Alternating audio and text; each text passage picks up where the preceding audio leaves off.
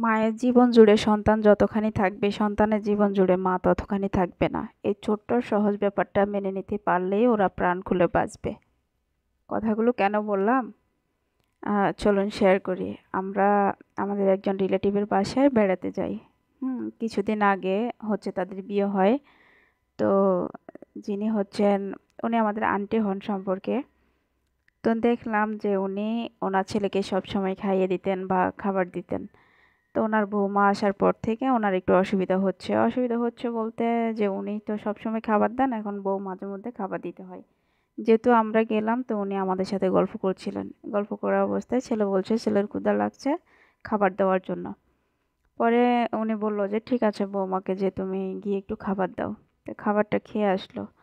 ছেলেটা যখন খাবার খেয়ে আসলো, তখন মা বলল, শুধু বারবার বলছিল, আজকে আমার ছেলেটার পেট ভরে নাই, আজকে আমার ছেলেটা কম খেয়েছে, আজকে আমার ছেলেটা ঠিক মতো খাবার খেতে পারে নাই। ইস, আরেকটু বেশি খেতে পারতো, আমি দিলে আরেকটু বেশি খেত। মানে যতক্ষণ ছিলাম, 1 ঘন্টার বেশিও ওনার মুখ থেকে আমি এই কথাটা শুনলাম। তো বৌমা তো অসহায়, কি করবে? বউ চুপচাপ এক পাশে দাঁড়িয়ে আছে। ছেলে এসে আরো বেশি অসহায়। ছেলে কি মার দিকে তাকাবে না বউয়ের দিকে তাকাবে?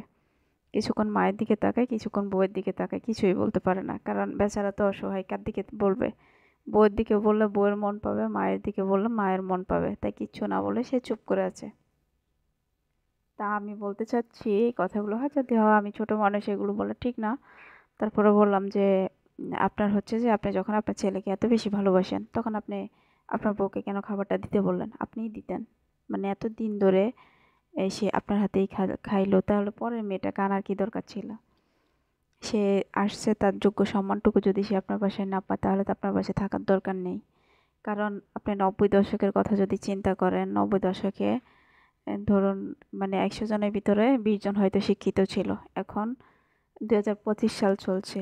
এই 25 সালে আপনার আশেপাশে দেখবেন প্রত্যেকটা ঘরে কমপক্ষে 2 জন মাস্টার্স পাস আছে। আমি যদি ভুল না করে থাকি, 2 জন না থাকলে 1 জন থাকে।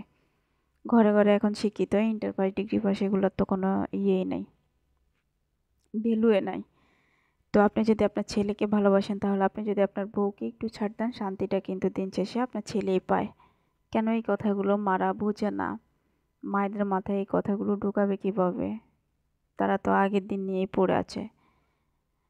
আমি অবাক হয়েছি, মেয়েটাকে এত অসহায় লাগছিল, মেয়েটা বারবারই তাকিয়ে, শুধু মানে কি বলবো, এটা মন খারাপ করে তাকিয়েছিল।